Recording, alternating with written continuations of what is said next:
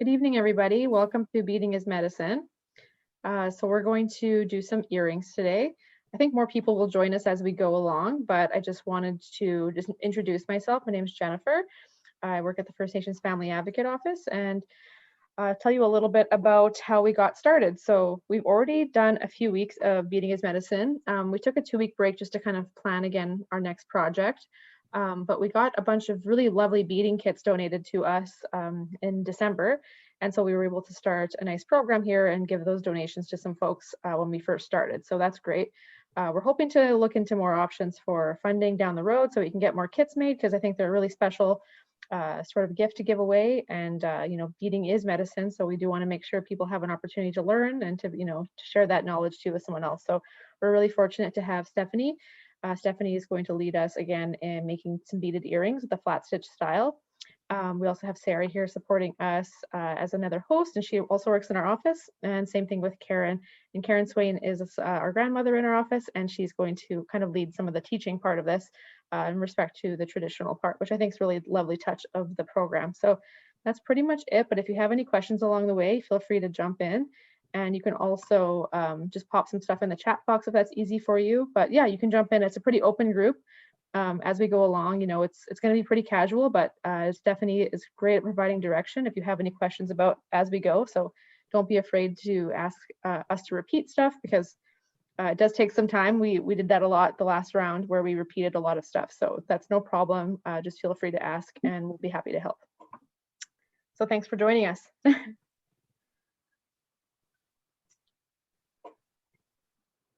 Okay, I just wanted to show the stuff that I have gathered here today. I just have my favorite scissors. I have a trays here to put my beads in. We'll be using. I have some things that I already have glued down. So this is what I'm going to be working with today. But I just wanted to show you a little about the way I would glue my stuff down. So this is the Pelon. This is the felt that you would use for flat stitch beading. I believe that it is easier to learn using this rather than to go straight to like a leather type beading, just because it is a little harder to bead on leather. So I'm just gonna, this is my E6000. This is the glue that everybody is given with their kits. And yeah, so I was just gonna show you how I usually start to bead my bead.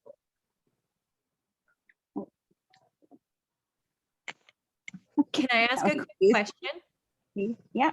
Oh, I use like that other glue. I'll go get a picture, but I'm just wondering, like, is there a difference between like that glue and then I'll go get this other glue? I just like to watch out because this glue does like to ooze out a lot. Yeah. And how big should that square white piece be that you're using there? It all depends on how much work you want to do on it. Like, see, this piece is pretty big. Okay. It is pretty big for the cabochon. And I would probably only do like maybe 2 rows on the cabochon. Okay. But I like to spread it around a little bit.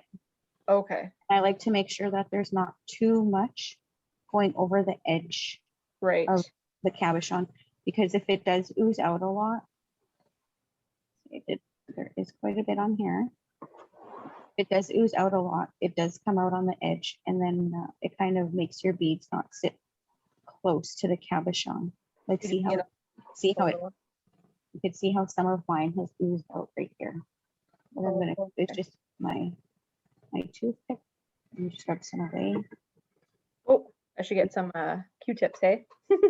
Even my fingernail, I could just use my fingernail and go around the cabochon like this, just to make sure no glue is oozing out. But you want to make sure that the glue gets to the edge, because when you're beading, you don't want this to lift like that, then your beads to go under the work. So you want to make sure that your glue gets to the edge of that cabochon when you're putting it on the felt. Okay, this is the glue. Yeah, you can use that kind of glue. Okay, That is another type of beading glue. cool. Thanks. That is what I had shared, was that you could either use tacky glue or else you could use this E6000 glue. Are we picking any of the centerpiece bead, anyone in our kit? We can pick anyone. I would suggest starting with something that's rounded like an oval or a circle.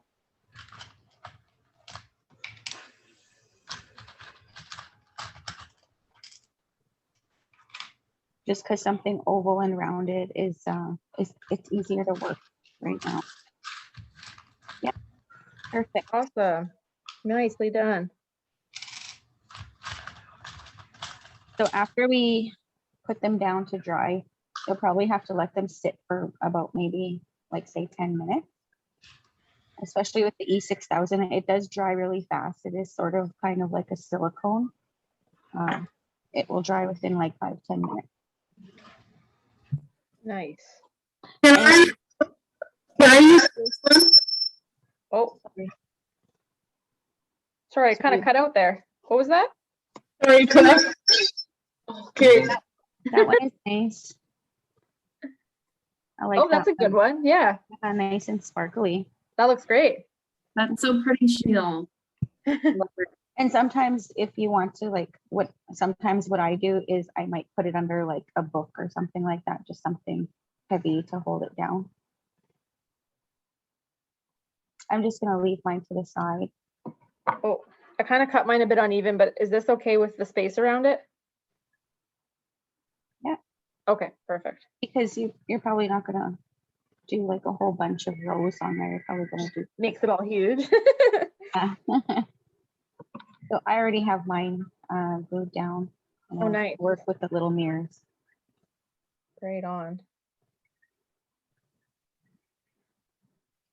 So I guess I could take this time to choose what color I was gonna do.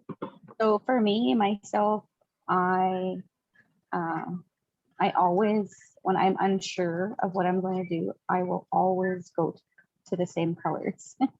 I'll always go to my turquoise and my fire colors, which is black, red, yellow, and white. Nice. When doing beadwork, those are always my favorite colors, is the turquoise along with the fire colors. So these are the colors I'll usually choose if I'm like, oh, I don't know what I want to bead. I don't know what colors to choose. I'll always go to these colors. Oop, I pressed my thread on How many colors do we pick?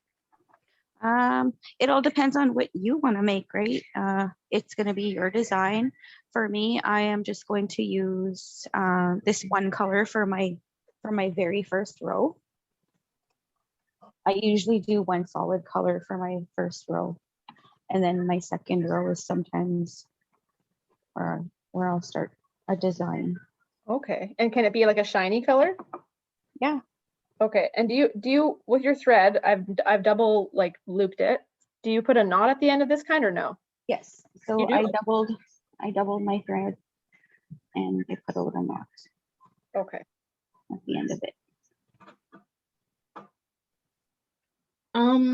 Is this piece too small for this one? Yeah, it is a little bit too small. Okay, thank you. That's okay.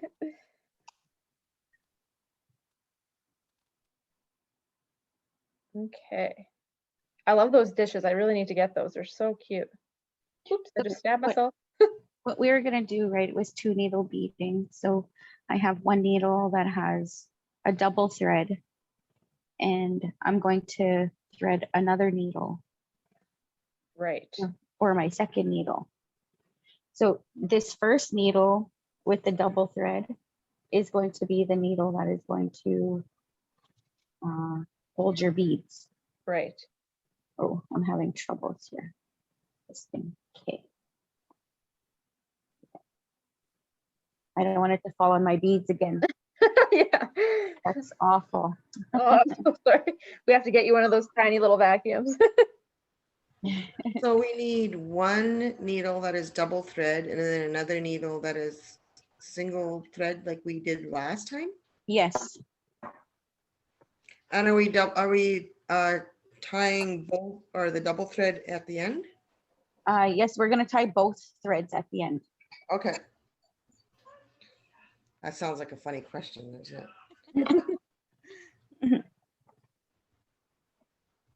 Is this what a double thread is? When it's on both sides? Yeah. Yeah. You want Yeah. it to be even on both sides and then tie a knot at the end. Okay. And then so what I'm gonna do is I'm threading another needle here. So I've just threaded another needle, but You- I'm not gonna make them the same length. Does it matter if you do a small one or a long needle for the short thread? I mean the one thread? No, it doesn't matter because this one here, I don't want you to double, right? I want it to be a single thread Yeah. with a knot at the end. This one is gonna be the tacking down of the Okay. beads. So you won't really need that one. The other one with the double thread is the one you'll want a longer needle because you'll be picking up the beads with that needle. Okay. You're picking up the beads with the needle with the thread with a knot in it, right? Remember, both threads are going to be knotted. Oh, they are? Okay. Sorry, Yeah. which one's gonna be is it The the one double that- one that's getting yeah. beads on it? The Okay. double thread with the knot at the end will be the one that you're picking up the beads with. Okay. This one that's not double threaded and it's only one thread, you want to put a knot at the end still, Okay. because that's going to be the one that's going to be tacking down the beads. Right.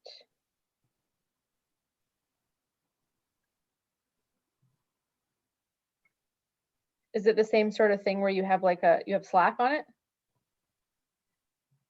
If On it's the- just, On the single thread, yeah. Yeah.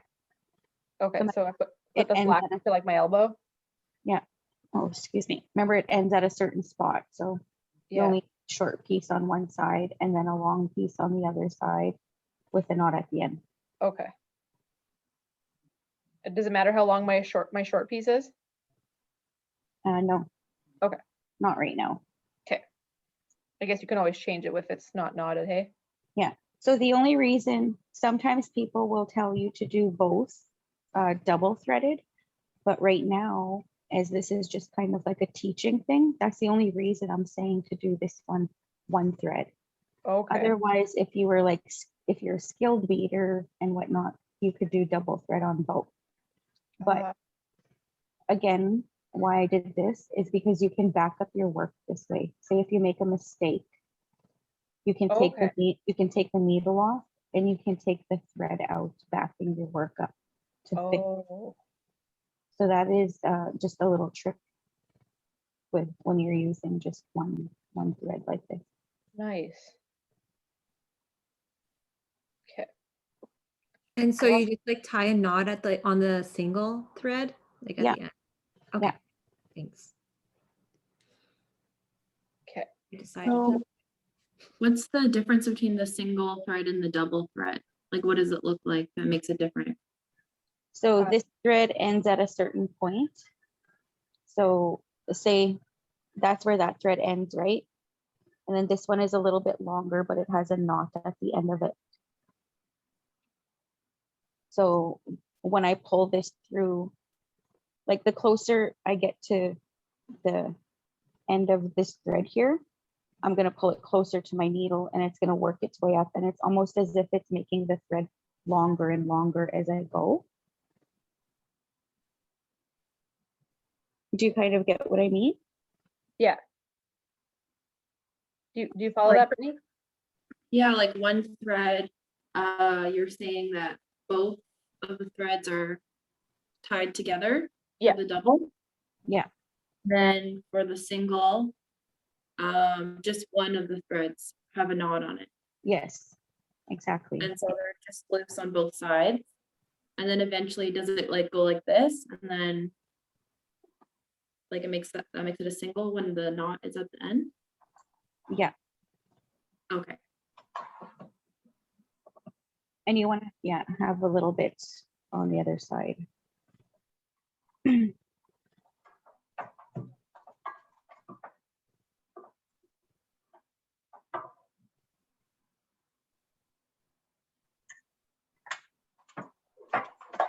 Is anybody ready to start? No, I'm a bit slow. Sorry. Okay.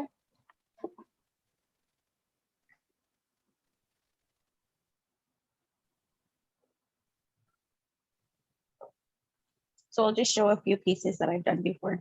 So this one is just like a little yellow bear paw. Oh, cute. I've done the back vinyl backing. So sometimes you can find at like a fabric store this vinyl backing, different kinds. I found different kinds at stores. Sometimes I've had to order it online. Nice. That's great. But even like little beading things like we shared last time, I went to the Dollar Tree and I picked up these little paint things and they're really good for beads. Heck yeah. And also they have these little tiny clamps and there's little scoops, things like that if you want to buy little things for your beading stuff from the Dollar Tree. And their little art section. Awesome. But I have these. This one is finished, this one is not. So this one is after I put the banding on it and beaded it. This one is a finished one. All it needs is a little hook for the earring. Or Oh, yeah. else this can even, the way it's done here, I can even add this onto a pop socket. What I Oh, would cool. do with a pop socket is I would scratch the top of the pop socket where it's all soft and it would have to be glued down onto a rough surface. Oh, okay. This would have to be glued down onto a rough surface. Well, that'd be a But- great pop socket. Yeah. So that's what you could do with things like that. Cool. This one I made before. I have a bunch of little things lying around. I don't know why I don't finish them. Cute. But I made this before, and this is the back of my work. So sometimes it looks like a big, huge mess in the back, and then it just looks so nice in the front. Nice. That's great. But like you never know what somebody's work looks like in the back. Yeah, it's a secret. Yeah, sometimes that was what I got to do, was like I wanted to make the front look nice, and then I had to have the back look nice. Right. That's what the back looks like when we're done. Right on. So it's not always perfect. Sometimes it looks messy. Sometimes I've had big tangles in the back and I've just left it and kept going, and then I just glued it down with my glue and put vinyl on the back, and I was done. You're like, I'm over this. Awesome. Okay, got myself some beads here. Got my little dish. I found this at the dollar store, or not the dollar store, sorry, the thrift store. It was just a little like glass dish. It's two-sided. So I just, Oh, that's so cute, Jen. I like it. You Yeah, know there what was I started out using? A candle top. oh, nice. That works good. Copper. It's kind I of cool. started out using those the tops from the margarine containers, Oh, yeah. or There you even go, like you can just improvise. a little dish, like a little saucer from my cupboard. Yeah, I think we went over this last time, but yeah, also at the dollar store, remember those like tiny spoons everyone used to collect? They have like those for so cheap. They're Mm. like a couple cents, like they're super cheap. So I bought a bunch of those and they're really good for like scooping up your beads. So I highly recommend it. Awesome. All right. These are earrings that were in that picture. I just have another question that someone just texted me and wanted me just to say it. Yeah. I still don't really understand the difference between the single thread and the double thread. Okay. Yeah, that is the what problem we had last time. So with the single thread, it's almost like it's hard to explain unless, like, say, if I were to. So what I want you to do is just thread the needle and then just have a piece hanging like that. And then at the end of this long piece right here, tie a knot and have your thread like this. But So- you want it to be much longer than what I have showing here. So mine's like about an arm span length. That's how long I've made mine, just because I know this is for tacking down. So you want a lot of thread. So you have that long, so mine's like, woo, it's real long. So you have this hanging out. It looks funny because you're like, well, how the hell is this needle gonna stay on here? But it's gonna be fine because you have that knot, and that's basically what's holding everything down. So that knot will hold things down. So you just need to have it on the, basically just barely on the thread there, but that's okay. You can always move it around. You know, like if it just seems like too little bit on this side, you can always pull it more to the other side, but I just don't only want you to knot one side, but thread needle. Okay, perfect. And then the double one is just like classic kind of sewing, right? Where you double it and then you tie a knot with both of the ends, not just one of them, right?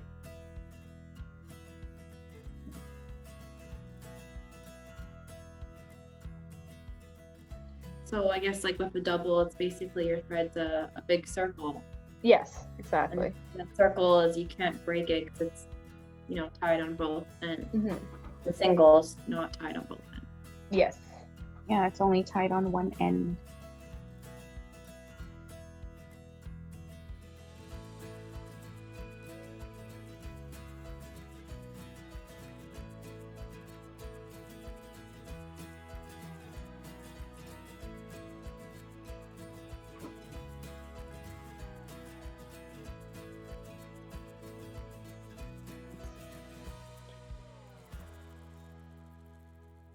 All right. So how do you feel about that now? Do you think that's good, or do you want us to go over it one more time?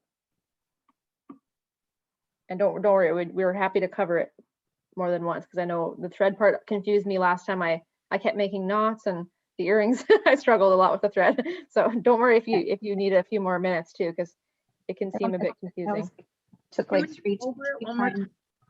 Yeah. Yeah, for sure. So I'm trying to think of a way to show it. So maybe this is a good way to show it. Okay, so this is like one end, hey? Okay. So this is the one with the two threads. So you're gonna have it knotted here. Do you see that? Yeah. Okay, so it's knotted with both those together. You just made a knot with both pieces, right? Yes. So the difference, and that the thread's on, the needle's on there, right? So the difference with this one is this knot is only on one end. Oh. So you just put a knot on one end. It's a little bit tough. You can do it with the needle to help you loop it a few times. I did a double knot. And then even if the needle comes off, you can just pop it back on. It's fine. You just need one knot at one end of string, and then you can put the needle on. And then once it's done, it's just gonna look like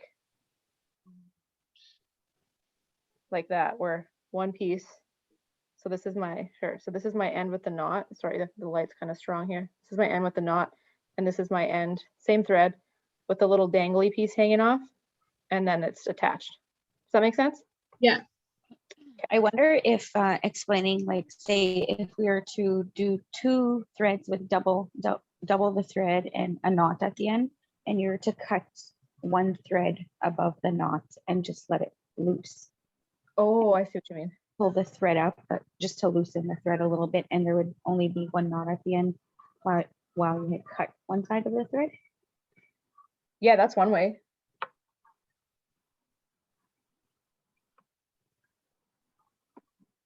So the beads are going to go on the one with the double thread.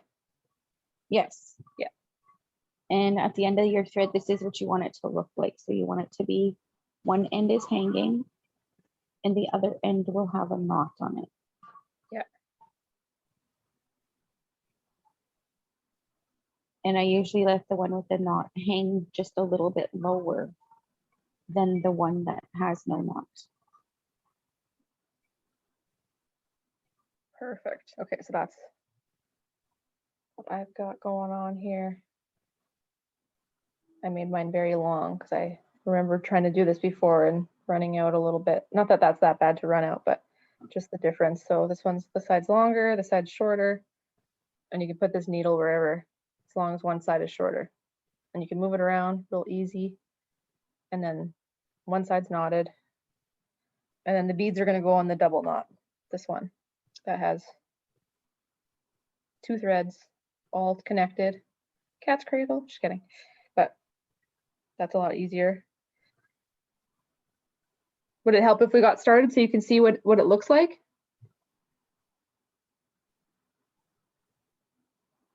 Go ahead. Yeah. So this one that has So we're going to start with the one that has the double thread. Yeah. And it has them out at the end, double threaded. This is my cabochon. So I have my glass cabochon. What I'm going to do is I'm going to look on this side and see where it is. I want to start from the back. When I look on this side, I want to see my needle coming up right beside it. Okay.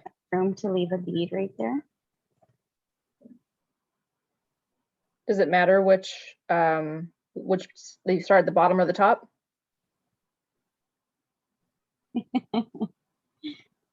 That seems almost like a trick question when you're beading something down. I guess mine has a little like turtle on it, so that's why I'm like Okay. top and bottom. You know what? If what I always suggest, if you're going to do like there's something on your work, like say a turtle like this, Yeah, I would always suggest starting on the side on the side. Okay. or down right here. So say if you were to make a mistake in your beadwork, Yeah. people will never notice if it's down here. But if you put it right on the top or right on the bottom, it's visible. Okay. But if you're to make a mistake and you did it on the side somewhere, nobody would really notice that. Okay. And so I'm just gonna put mine up to the camera here, but my needle is like, I see that you left a little bit of space between the cabochon and the needle, and that's to leave room for the beads, right? Yes. Okay. That's because we're going to be using seed beads, right? So I want to leave just the tiniest little space in between there. Gotcha. So it has some room to breathe there next to it, eh? So I'm going to pull my thread all the way through. And then just my notches in the back. Awesome. And this is where I'm going to pick up my beads. So I'm doing just one straight color right now. So I didn't count how many beads that I need for this one yet.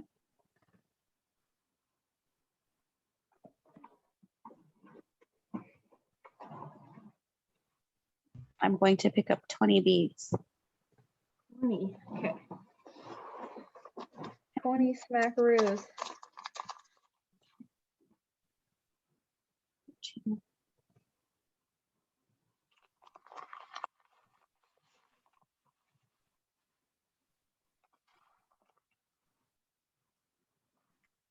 So I have 20 beads here.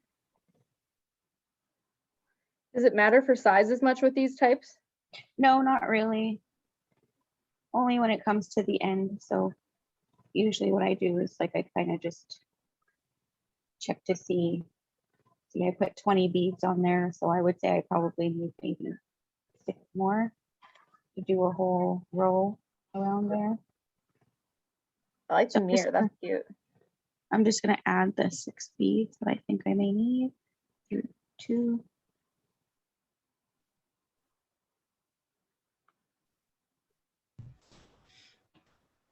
So I'm coming up from under. Yeah, from behind the cabochon underneath. And I need to leave a tiny space. Yeah. And the cabochon is the round thing, right? That's the actual center Yeah. of the earring. Yeah. Yeah. So see, I just left the tiniest little space right there between the thread and Okay. the cabochon. Okay. Yeah. And that's the one you chose. I thought you had a different one there for some reason. I did. I just wanted to show how to glue some stuff down. Oh, okay. And these ones were already dry and they're small, like they're really small. So Mhm. I figured it might help if I did something smaller and you guys did something bigger. Will this be That's perfect. Oh yeah. That looks Yeah. great. okay. So I believe I have 26 beads on here. I just want to see. Sometimes if you count your beads around a cabochon, you can see. So I could tell you right now, see the way this looks, it has a little bit of space between there. This would probably be perfect. 26 beads around this little circle. I like leaving a little space around there because as we go around tacking them down, they're all going to move this way a little bit. Oh. So I like to leave like enough room for maybe about a bead or 2 at the end. Uh-oh. So that's your double thread right now. See, I dropped my needle. So I'm done with my double thread for now. So now what I'm going to do is I'm going to find a comfy spot where I can hold my beads and my thread. I usually wrap it around my forefinger and then pull these down and go like that and kind of just hold those there with my thumb. And I just try to hold the bead straight there. That's when the other needle is going to come. This is your other needle, the one that's not double threaded. I think my cab's kind of big, so it's taking me a bit longer to get my beads on. If you want, you can add just like 10 beads at a time. Okay. Yeah, just add 10. And then when you get the hang of it, then you can add another 10. Okay. I only added all of mine because my cab was so small. It's a little guy. Yeah. And I'm just hoping to like get through a row today that Yeah, I need it because it's my next. everybody else might be able to try on their own. Okay. So I think I have, I mean, I kind of went overboard here and I got a lot. So I think that once I start to tack them down, I'll probably start to space them out a little bit. Hey? Yeah. And sometimes when you're starting the more beads you pick up, you don't want to be dropping them everywhere. Yeah. I've done that. I've dropped a bunch of beads everywhere off of my thread. Okay, perfect. So how's everyone doing? Anybody have any questions?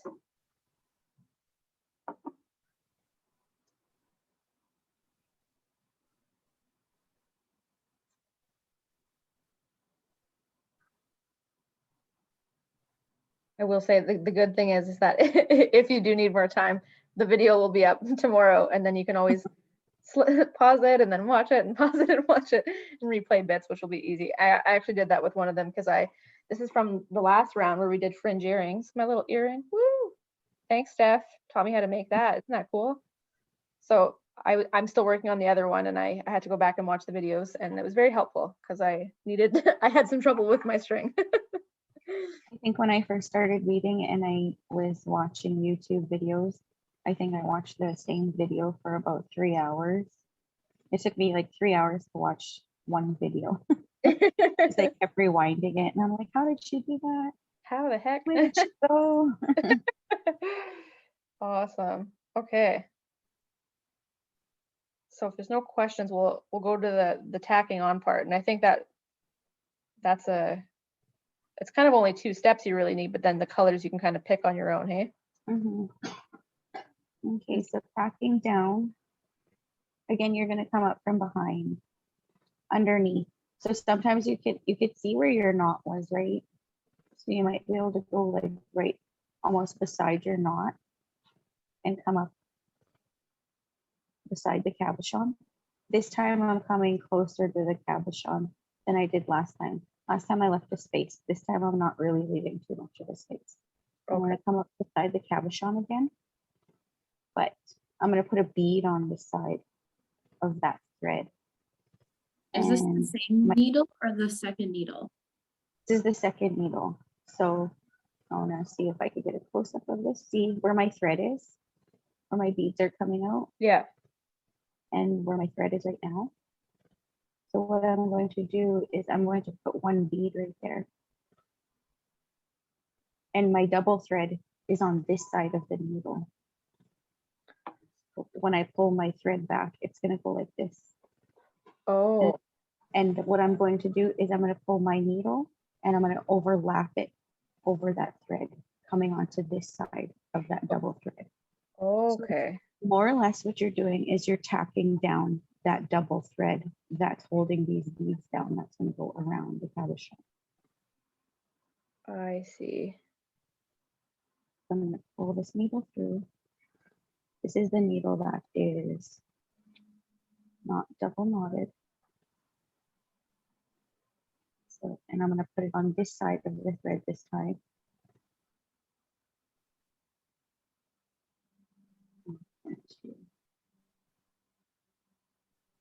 Tap down that thread by tacking down the needle.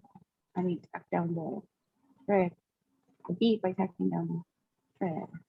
Okay. So I've just used that thread to go over top of the double thread and hold that bead in place. So I usually start off by tacking down the very first bead that I've added. After that, I do 2 beads at a time.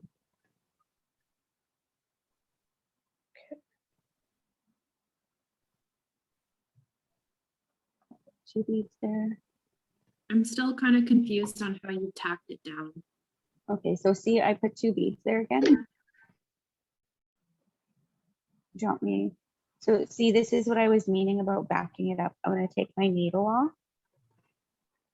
And this is my thread right here. I just want to show you. Just want to pull it up. Oh yeah, can you do a close-up shot of that? That's great. See? Let's see. Hopefully it will focus. A little bit too close. There we Oh go. yeah, there we go. Okay, Yeah, see how that is looped over that thread. The thread is in between there. It froze on my end, so I didn't see anything. Oh, sorry. Oh. So I came up from behind again. Yep. Up from behind, just a little ahead of where the first knot was. Yep. And then that's when I just put 1 bead.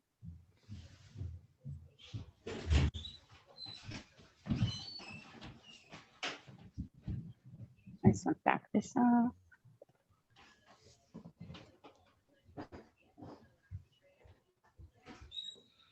Okay, so this is my double thread, right?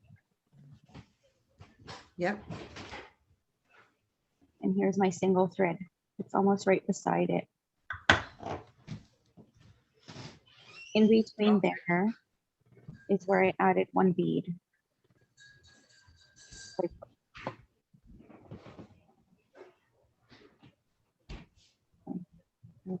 Beads. Okay, so we're not trying to hold them in place. No, Around- what I was saying is that you're more or less tacking down the thread. You're Okay. tacking down the thread in between the beads. Okay. So it's like I was thinking of it like a little snake, and like it's a little snake coiling around another snake. I'm just threading my needle again. Ooh, I don't want to get tangled. Yeah, I almost had a close call there with my other thread, but now I've kind of tucked it away. Okay, so here's my beads again. And I pulled up this thread, the single thread from behind.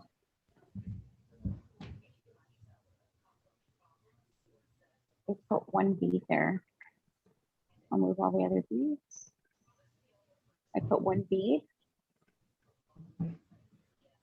And see how my thread is on this side of the thread. I want to tack it down and onto this side of the thread. Okay. Steph? Yep. I just need some clarification. You're going counterclockwise? Yeah, I this is the way I go. I know Jen, her too, she's left-handed, so she might be going the opposite way. Okay. So see, I just wanted to show you again in between there. And you're doing 1 bead at a time?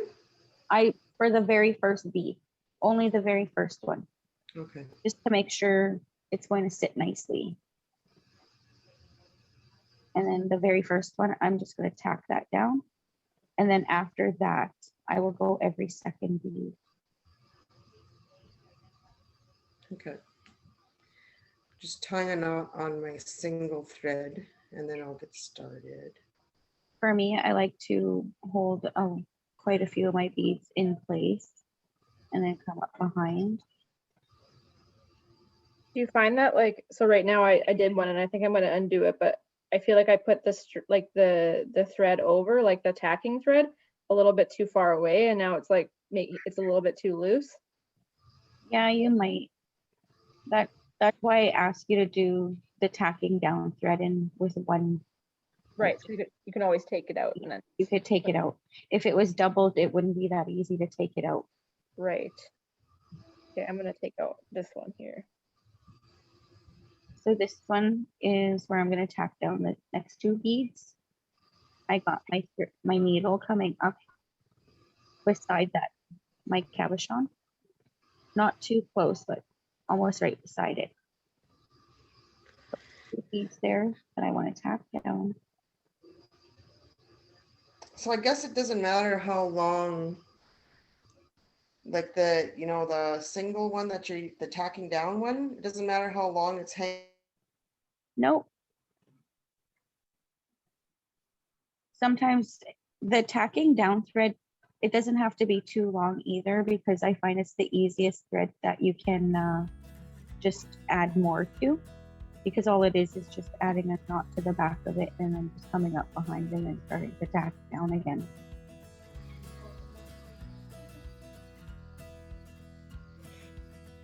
There's my little loop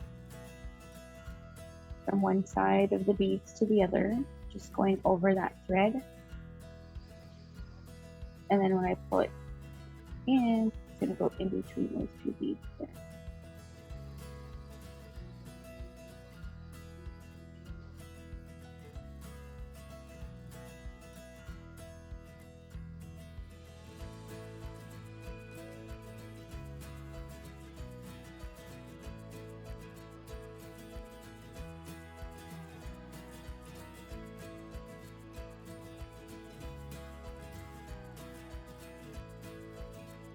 Just coming up on the other side.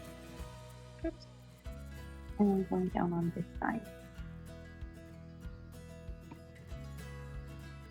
And like I said, it's just more or less tacking down the thread that's holding those beads.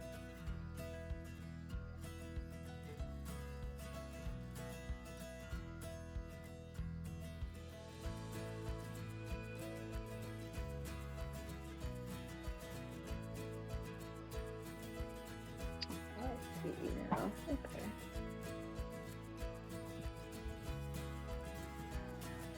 Does anybody have any questions?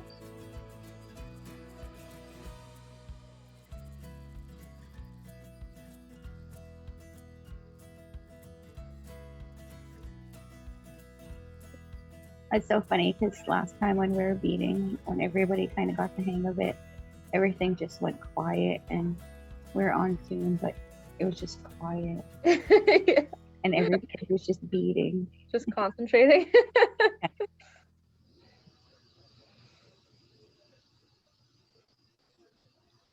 So I have 2, 4, 6, 7 beads tacked down so far.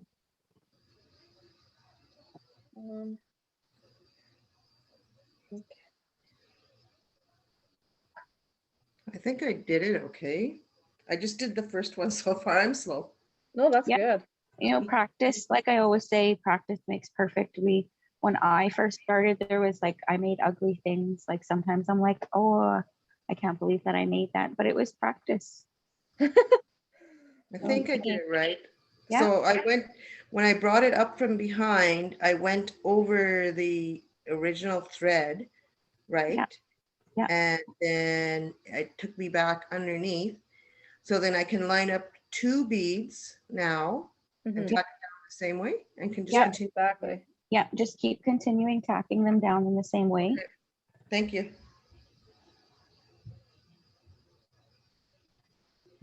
And then I wanted to choose a smaller one, that way when I get to the end of my circle, that way I can show you guys like how I would end a row, Okay.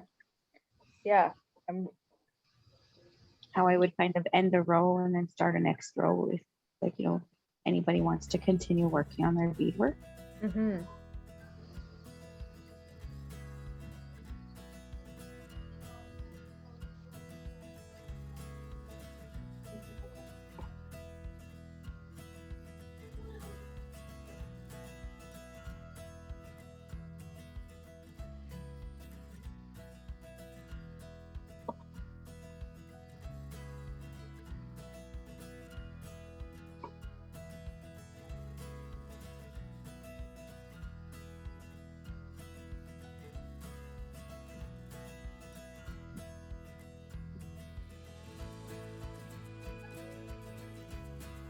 This is my my kind of Netflix and chill thing.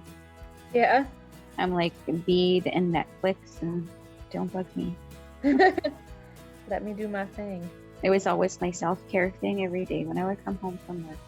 Nice. I love it. I still think I'm a bit confused on how to tack it down. 'Cause it's like not really turning out very well. Like when I try and tack it down, like it's not straight. It could Okay. be How to go to the side. sometimes it could be just the thread too. And also I find that sometimes if it looks crooked, I was even telling people this in our last group that when you start the second row, it may pull everything together, right? Because by the time you're starting your second row, you'll kind of get the hang of it. And then you can pull your second row in just a little bit tighter, which will mean that will make first row just a tiny bit tighter. Nice. Also, after we're done, what I like to do is, like, say when I'm done my row here, what I'll do is I'll take my double thread that is holding my beads right here, and I'll use it, and I'll go all the way around my beads again in a whole circle, and I'll kind of pull it just a little bit tight just to tighten up that whole row. Nice. So I was gonna say, I see with my beads here, see how I'm getting close to the end, and there's barely enough room for this very last bead. Yeah. What I'm gonna do is I'm taking that bead out of there. I don't want to crowd my beads. You never want to crowd your beads because then your work, you might not like it. So I'm gonna take that bead out. So now there's only 25 beads in my row. And Okay. see, what I have left here is I have 3, 6, 8 beads left for my row. What I'm going to do is I'm going to take my needle with the double thread Fine. that's holding these beads, Yeah. and I'm going to go in the I know where to go. It's just finding the needle. where I'm going to go through these first 3 beads that I added, and I'm going to Okay. pull that through. And that's still with the tacking needle? No, so see, this is the Oh, all that's beads, the one with the beads. the ones with the one with the beads. So I'm going to go like that so that I can pull that in there. Oh. And so you started at a different point a little bit further up then? Yeah. For your second row? See how that's there? Yeah. Took it through those last couple beads there. Nice. So now I'm going to continue tacking down those last 8. But just that I know that they're in place and it makes it easier to hold now. And And you're you- just doing it the it's- same way. Yeah, it's best to do that when you get close to the end of your row. So I'm just going to continue tacking down my last.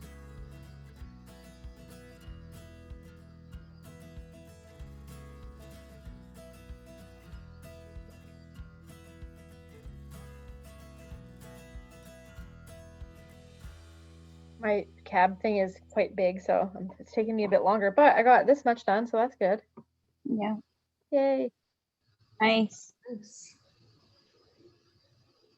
So, Brittany, do you still need a little bit of help?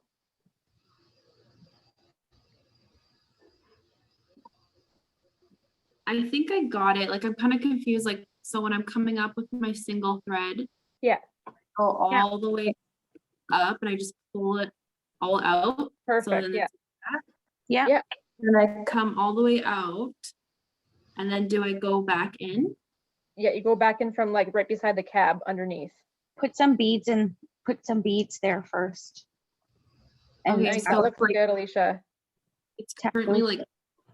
like that. So that I kind of go in on like the other side of it. Yeah, it's like coming up beside the cabochon, going over the thread, and then on the other side of the thread, tacking down the thread. Oh, okay.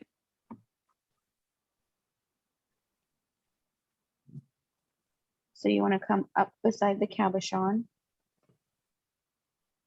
on this side of it. Yeah.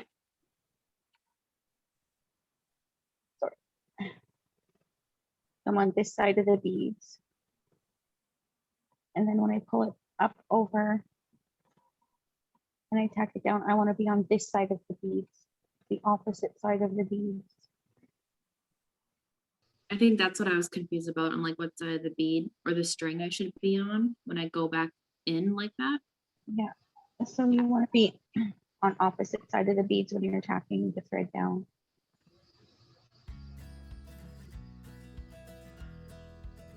So see how that's just kind of a little loop over the thread from one side to the other.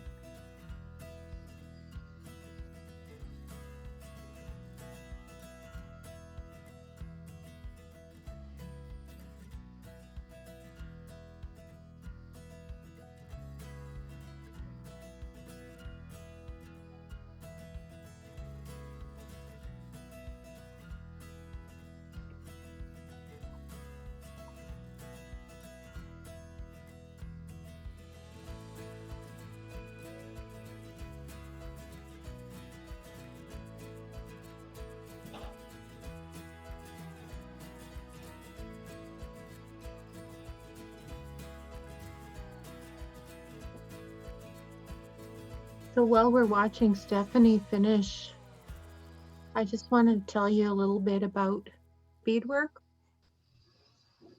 Beadwork isn't just a beautiful accessory.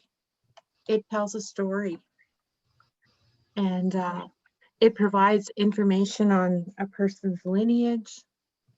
It lets people know what your gifts and talents could be, lets them know medicine you know, or your role in ceremony, or there's also beadwork that is family patterns. So you can tell it's the Thomas family by the beadwork they wear. A story I like to tell is about one of my friends who had a beautiful beaded vest, and on his vest there was different plants and flowers. And one particular plant drew somebody's attention, and they came to him and they said, "Do you know that medicine?"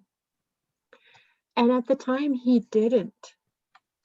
And that person kind of got a little annoyed with him, but eventually he did come to know how to work with that medicine.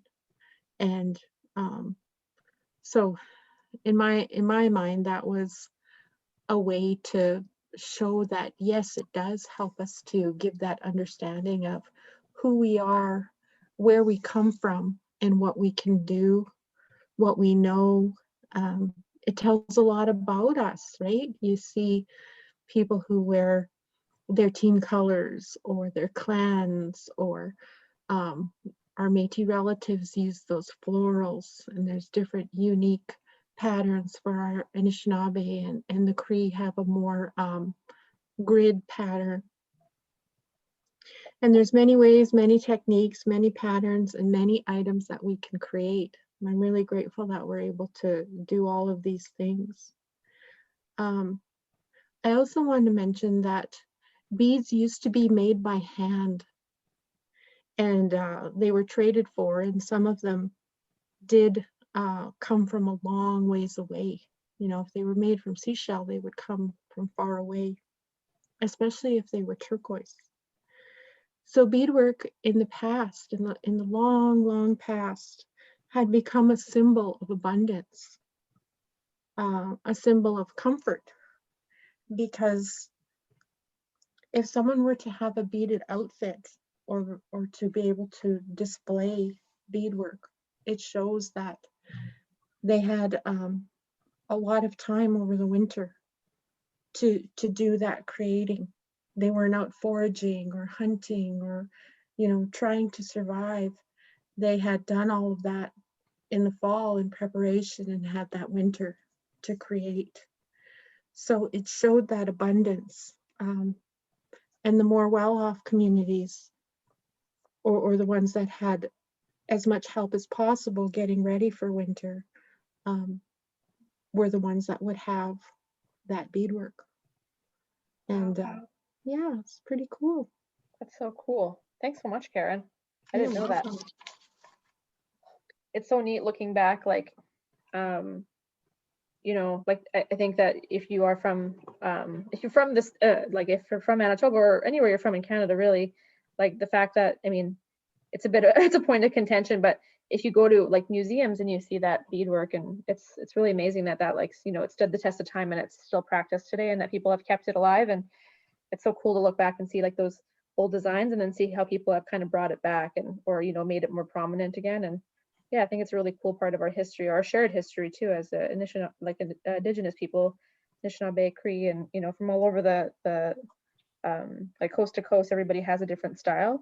And sometimes beading is not like, maybe sometimes, like, you know, in the north they work with different stuff like tusks and soapstone and lots of different stones. But it's really cool to see, you know, the different styles that come out of different areas because of what was on that land, you know, depending on what sort of natural resources around, sort of changed the sort of stuff that was worn, and also the jewelry that was worn too, which I think is really cool. And I really loved some of the posts that Steph had been making on Facebook about how now, today in 2021 and 2020 and 2019, mothers, women, aunties, grandmothers are using beadwork to raise money to take care of their families. Mm-hmm. Yeah, it's super wonderful, and passing down that legacy too. And the lady I bought beadwork, the beads today, she said to me, beadwork is like a ceremony, and it helps us with our mental health to sort things out, and, you know, keep track of what you're doing and matching those colors. And she said how important it is to put that good energy, that good love into it. Mm-hmm. So here, as I'm getting frustrated, I'm like, okay, deep breath. Learning. And, you know, which is part of why I jumped up to try to talk a little bit, because my strings are getting a little tangled up right now. Oh yeah, that So was me last time. I was like, ah, and I'm like, okay, I better calm down. Yeah, I'm gonna try again now. I always tell everybody that too, to make sure that when you're beading or any kind of work like that, make sure you're putting good energy into it. I won't bead if feel like I'm having a bad day, or if I'm sad, feeling down, because I don't want to put that energy into my work. I like to put good energy. So I always make sure that I'm feeling good. But sometimes too, when I am feeling down and I come to my beads, I'm like, yay, my beads, they make me Yeah. happy. And it does kind of change your mood when you get around them. Yeah. Sometimes it turns into, oh, I want to like, you know, do some beadwork, and then you start pulling out all these things and finding all the things that you forgot about, and then it ends up just being like a big organizational thing. That's awesome. Yeah, I found, you know what, today this was really nice because I feel like I was rushing around and doing too much stuff, and, you know, it feels good to slow down and be intentional about something like this, and I feel like it feels good. Yeah, definitely. I felt like overwhelmed today, and I've been running around, and then I saw you guys bring out your beads, and I was like, okay, fine, I'm gonna do it. I'm glad you joined us there. That's good. Yeah, I'm happy. I was kind of happy about the cancellation of the other thing we're Yeah. supposed to do. So I was like, oh, okay. Yeah, they had Didn't we mentioned it, and I was thinking about you, and I was like, oh, Steph was gonna bake bannock tonight. I'm like, she probably is gonna be so exhausted from beading and everything. I'm like, she needs a break. So I was glad too. Yeah, I was thinking that too. I was like, oh, right on. Yeah, jackpot. I'm happy like it was put off for me, but like not for them. Yeah, I think what will be good is if we do it next week. We're gonna do it maybe not on a Friday, so people don't feel so, like, you know, stressed, and then we'll get it Yeah. done all together. So it's a bit more of an effort. So, oh yeah, so if people don't know what we're talking about, over the, you know, when we had that really bad cold snap and it was like -50 for like 2 weeks, it was awful. You know, some of the staff in our office were really sweet, and we were able to get together like some donations and things like that, to go out and give people some stuff. So there was like meals delivered, and there was also some clothing and blankets and water and things like that given to our relatives, you know, that are on the street right now. And it's a, you know, there's lots of stuff happening in the city right now, and there's lots of, you know, challenges that people face. And that one is, housing is a really particular, like, you know, it's a really big struggle, and there's more of it now than there has been in a long time, because there's been a lot of additional stress from COVID. So, you know, it felt good to go out there, and we want to keep doing it again. So we're going to be doing another relatives meal and making some yummy soup in Bannock, and giving out some stuff again. So we look forward to those things. We try to get out there whenever we can, and we really miss our community events, because that was another way that we could, you know, connect with people and talk to people and see how we could help. So yeah, just wanted to share a little bit about that. So we call it a relatives meal, just because, you know, those people that are going through those challenges are, you know, a lot of them are kin in some way. And you know, we always try to take care of each other with what we have, and our office does make a big effort to do that. So I'm really grateful to work in a place that, you know, thinks about those things and tries to make it a priority. But we're only so big, we only have about 27 of us, so there's not too many staff, but we try our best, and I think it's really nice. So Well, that's good to know, because I was getting ready to make tobacco ties when we were finished for Oh, the yeah? relatives meal. So send me the update. oh, thank you. Yeah, I sent an email, but maybe you didn't get CC'd on it. I apologize for that. I'm sorry, Karen. So what I was gonna do with the rest of my beadwork is I'm gonna go through the whole row. Okay. So I'm just gonna go take these and take my thread and go all the way around through my beads again Awesome. with the double thread that I used. Put the beads on. I'm almost done my first row.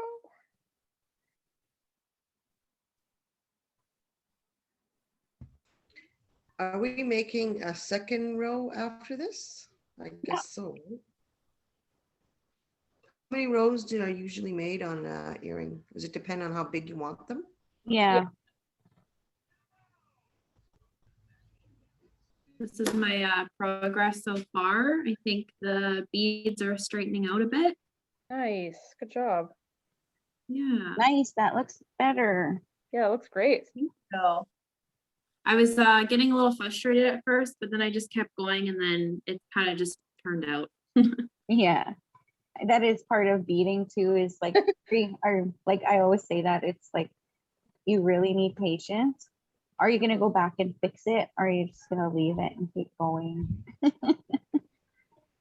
That's a good lesson, because I feel like if one of the things I struggled with art was just like being too, oh, this isn't any good, so I would just get rid of it. And I feel like, you know, it's good to just keep going. Nothing has to be perfect, and you know. Mhm. Okay, so I went all the way around my beads and see where my thread is coming out. Yeah. So I'm just going to throw my double needle, my double threaded needle Yeah. down in between there. So All I want to do is get to the back. okay, and then when you ended your row, because I'm at the end of my row now. I went all the way around. You went all the way around? Yeah, remember I took it in the first couple beads that I added at the beginning. Yeah. Take your this needle with the double thread and take it all the way around in a big circle again. So through the beads? Yeah, just so that when you're done going around in a big circle, you can just kind of pull your thread a little bit, and then it might pull the row just in, just tighten it up a little bit.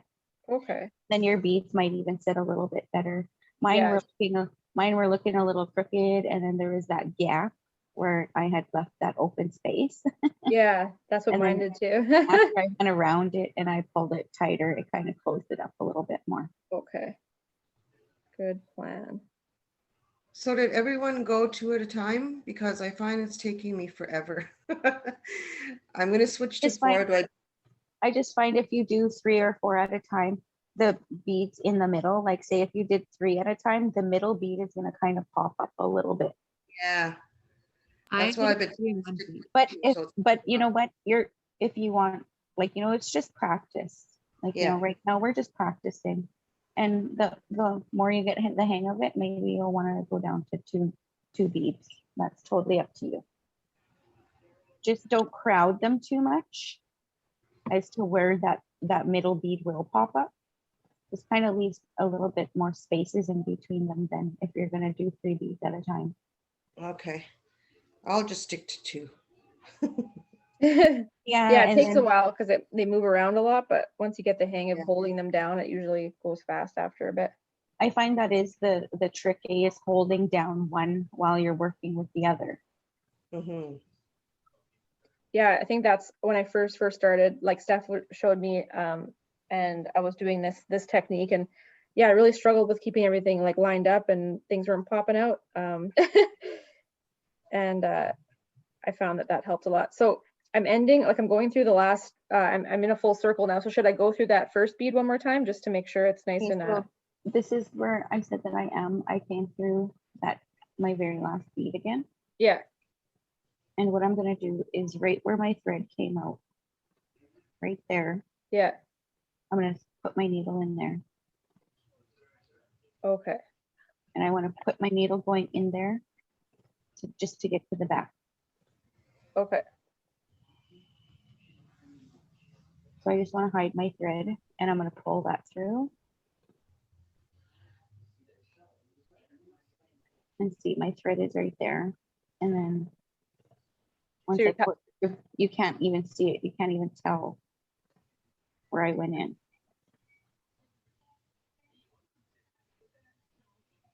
And that's all I wanted to do, was just to get to the back okay. so So that I can come up beside this row. so now I'm gonna go back. I'm gonna go in beside the, like I'm out right now of my last bead. So then I would go, Go down. Okay. Down through the pellon. Come and put does your it matter which side? Should I go beside the cabochon or does it matter? No, it doesn't matter. I put mine beside the bead. Okay. And then I'm down. Okay. Sweet. Going back up. Yeah. Beside that row. Okay. I'll try to pull it a little bit tighter. Ooh, okay. Now it's coming together. There we go. I did it. Nice. Perfect. Okay. So And now that then- I'm down here, I go back up. Beside those beads. To start your next row beside that row. Okay. Okay, how many rows fitting?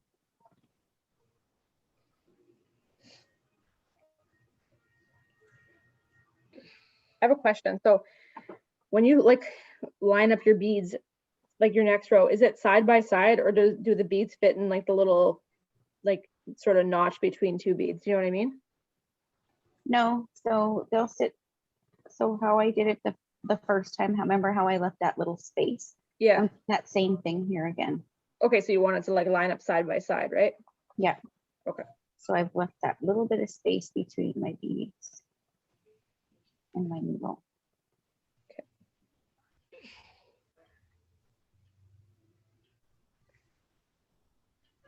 And this is that's your second row now, hey? Yeah. Okay. So we're gonna wait to do the second row, hey, till the next class? That sounds about right for people? Or do you guys wanna start the first row or the second row? I feel like we could wait, hey? It's the same, it'll be the same technique. So even if you want to go ahead and practice on your second rows, Mm-hmm. it'll be the exact same thing as we did on the very first row. Okay. And if you want to continue going on to a third row, things like that, that's totally up to you. Cool. I had a quick question. So when you're starting on your second row, do you start from where you started on your first row? Or it doesn't really matter where you start? It doesn't really matter where you start. I shared earlier, so if you do have a design and you're starting something like this and there's a turtle and there's a head, you'll always want to start on the side. Sorry, excuse me. Start your beadwork on the side. That way, if the colors don't match or there's a mistake made, you'll never really notice it on the side, but on the top and the bottom, you'll notice it right away. Alrighty, thank you. Mhm. And if you're doing design, like say, design like this, and there's something like that, let's say how there's this bear paw. If I'm Yeah. doing something like this, I will always start at the top. Okay. I will start with that little silver bead that's there, Right. and then I will do my design going all the way around.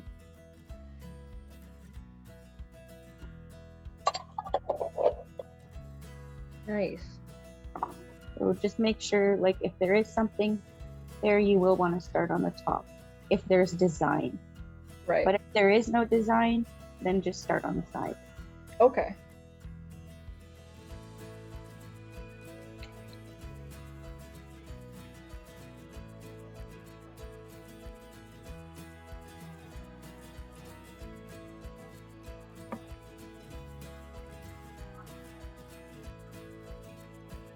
So this one, that's my double thread. I'm just going to pull it all the way through.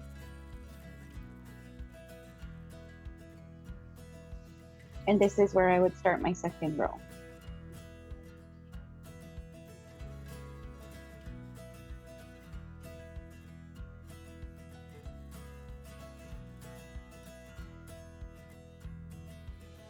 And I would just do the same thing. I would put a bunch of beads on there Awesome.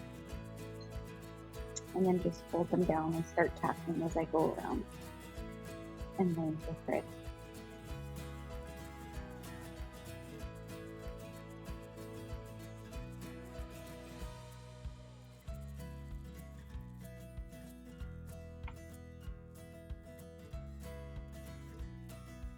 Stabbing myself.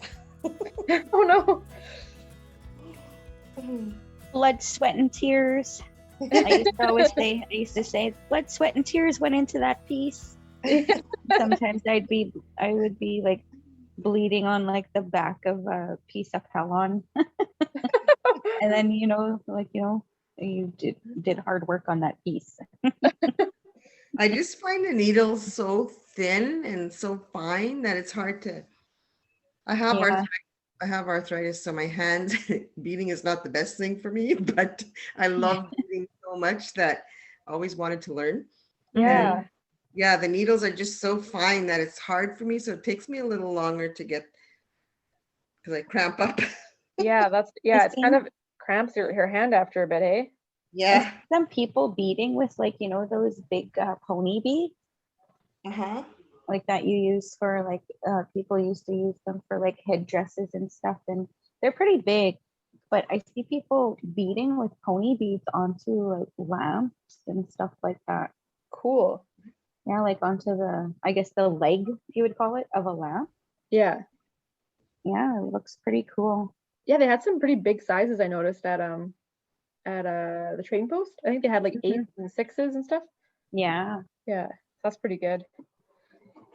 They have lots of nice things there. Oh my gosh, I'd never been there before. Like I think I went there a long time ago. I think it used to be at a different location though, and it didn't have nearly the collection of beads now. It's like, whew, it's a beader's paradise. So good. I'm trying to think of what color to use for this. I kind of want to do like a bronze or something. For me, I find that's like the hardest thing is picking out colors and what you want to do on it. Yeah, I can't tell it. Like these are like sort of copper, but they're like they kind of pick up a lot of different colors. So I thought I had a coppery bead, but it looks like it's more orange. When I put it beside it, I'm like, that looks kind of funny.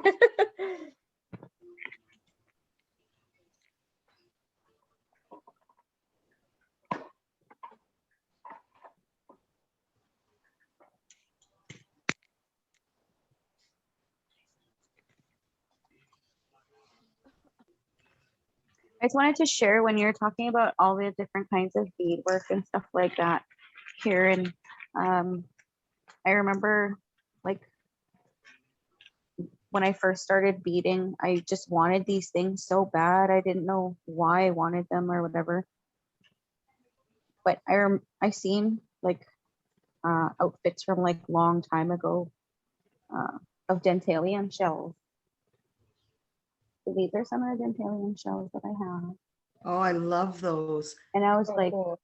I was like wondering, what are they at first? And then I found out that they are like hollowed out teeth Oh wow. of animals, of say like a seal, things like that. And people make used, like did beadwork with them. Like you see them wear those nice big, I don't know, it's like a big chest piece that they put over their head, and it's like on their chest and their back. And I can't imagine, like, you know, the weight of what one of those would feel like when I think about all of these little dentalian shells.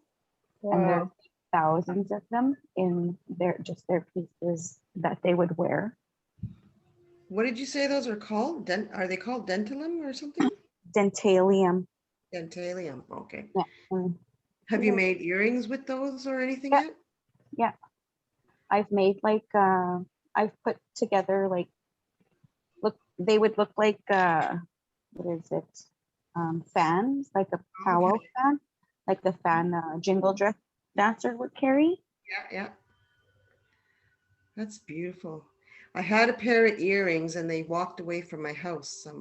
I paid a lot of money for them. I had them made for myself, but they were long and they included those in them and they were just so beautiful. I only wore them, but I'd like to learn how to make earrings like that.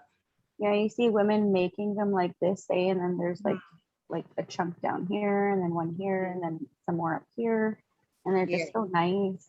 They are. I guess what they do to hold them together is I think they use a piece of leather. Yeah. And then they put some beading, and then they put they add beading like regular seed beads in between the dentalum or whatever. Yeah. I always call them dentalum. I don't know why. And then, depending on how long you want them, they would have like maybe 2 rows, 3 rows of those. And they, you know where you can purchase these is, I noticed the only person that I've noticed that sells them right now, I've seen them at the trading post once in a while, but I noticed Terry Beads. She used to have a store on Selkirk Avenue, which was to Portage Avenue, no, Main Street. And she still sells stuff online on her Facebook page.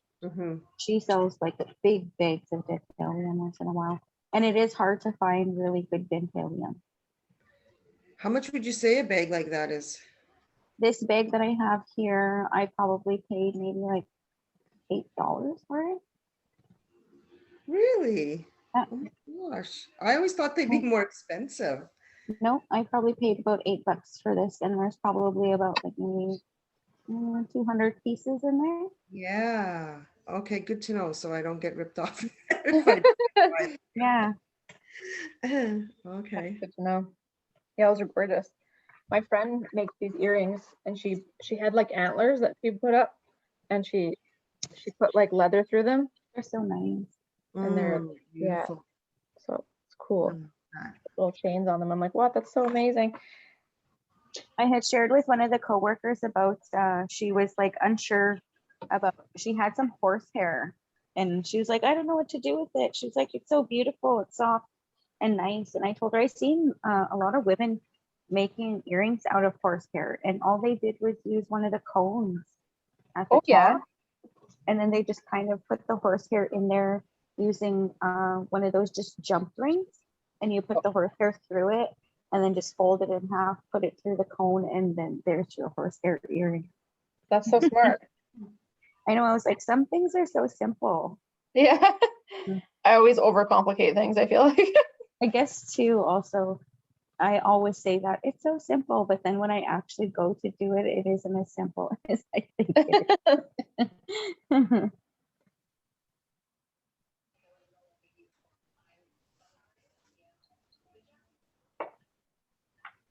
I'm taking a break too. I'm like, I couldn't do like the 2 beaded part. So I only could do like 1 bead at a time, and I'm doing a heart. So it's taking me a long time, but my fingers are cramping up too, Sheila. Maybe And I'm getting tangled. Maybe it's just not old lady-itis. Awesome. Well, we're wrapping up here shortly. We're done at 7 o'clock, but I just want to thank everybody for joining us. And if you've stuck it out this long, we really appreciate it. I know it's a bit of a process, but I feel like I've learned a lot already, and I'm really grateful. Thank you so much, Steph, and to Karen too for those wonderful teachings. I'm kind of getting started on my second row here, which is exciting, but I'm going to try to leave it for next time as well. Oh, that looks great. That looks nice. Nice. It's like you almost have Fantastic. 3 rows. Nice. Excellent. Wow. So Fun. speaking And of old lady itis, I wanted to show you my little rig here I've got. Oh, nice. I've got a magnifier with a light that I got off Nice. Amazon. That's Oh, really, wow. really helpful. That's genius. That would be good for me. I need that. I got That's it weird. off Amazon. That's it looks like that fantastic. other. It looks like that other person was already on their 3rd row, like finished their 3rd row. Nice. Good for them. They gunned it. That's great. Well, yeah, I'd love to see it. So yeah, if you have pictures too, please send it to us. We have a little account that we use for all this fun stuff that we do for programming. So it's our email. So you can email it to FNFAO, which stands for First Nations Family Advocate Office. It will be at our email at manitobachiefs.com. And you can also tag us on social media. So you can tag like hashtag FNFAO and we'll also see it. If you have any pictures of your beadwork that you've started, even if it's part way, we'd still love to showcase it. And if you're comfortable with that, yeah, we'd love to share it. So let us know. Or we can also share pictures from our email if you don't want to be tagged or anything like that. But yeah, I think it's really great. So just a little bit more about the beading kits. There's a great artist from BC and she donated these kits along with a bunch of other beaders all across Canada. And what they did is they donated all their extra leftovers because they're all pretty, I would say like very advanced beaders and like bead workers, and they have extensive like collections that they sell and release. So they donated all these extras, and what that woman in BC did, her page on Instagram is called Only Child Handicrafts. I think you might have got a card in your beading kit too that we talked a little bit about her brand and what she does. And so she created those kits and she donated them to women and Two-Spirit folks who are currently incarcerated, and so just to provide them with a beautiful gift like this to create medicine too while they're going through their journey. And I thought that was really amazing. So she had some leftovers. I reached out to her to say, hey, I would love to start something similar like a bead drive and try to get some donations, because I would love to start some beadworking groups with all the wonderful people that come to our office. And she actually donated 20 to us, so I thought that was so sweet and generous. So feel free to tag her too, and I know she would really appreciate seeing some of the stuff that you've been creating. So I think that's it for today, but thank you so much for joining us, and it's been really lovely. Please join us again next week. We'll send you the same Zoom link, and now that you have your glue, we had our epic delivery journey today. I'm glad to hear that, and we can send that supplies list up. We updated it a little bit, so if you need that sent to you again, just let us know. And yeah, I will keep you posted if I get any more updates on funding to get more kits, because I think that would be really nice to give out. Thank you so much. Too, I was going to share that we were saying that if you could possibly get some banding for next week, that would be great. That way we can show you how to do some banding on your earrings. Yeah. That would be the shiny stuff around the edge here. You can get it in plastic, or else you can get it in chain banding, but what we want you to get is this stuff. Yeah, it's not too expensive. Hey, you said like one roll is not too bad. It's about like $2.95 for one whole meter. Oh, so nice. Probably about 3 feet or $2.95 at the trick. Okay, sweet. That's not too bad. Mm-hmm. And so I noticed too, I'm not sure if Bessie's sells it, but I think they do, but they did offer like a discount for groups. So just a heads up and you can also use your treaty card there. Can you do that at the trading post too? I see that, banding. If you want to use that, that's totally fine. Yeah. I never tried to use my treaty card at the trading post, but the lady at the trading post was super helpful with me and my cabochon to pick a appropriate band. Okay. She says, here they are, just grab one. You really can't go wrong. Oh, nice. You. So I grabbed one and she's like, but not that one. That's hilarious. Didn't match very well, but she found one for me. That's great. She's like, no, not that one. That's hilarious. Excellent. Okay, well, thank you everybody for joining us. You're free to go if you'd like. We'll end the recording here, but thank you so much. And if you have any questions, please feel free to reach out. Have a great night. Actually, I will just mention that we do have a hashtag. Oh, yes. It is Beading as Medicine. Oh, thank you, Chris. And you can tag us on the various social media platforms. On Twitter, we are FNFAOMB. On Facebook, we are First Nations Family Advocate. On Instagram, we are FNFAO. And you can also find us on YouTube. If you search for the First Nations Family Advocate Office, you will find our YouTube channel. So you can like, share, subscribe to the channel, and do all of the things. Yeah, subscribe to us. We need it. We love it. Excellent. Thanks so much, Chris. Okay, thanks. See you Have a next great week. night, everybody. See you next week. Bye.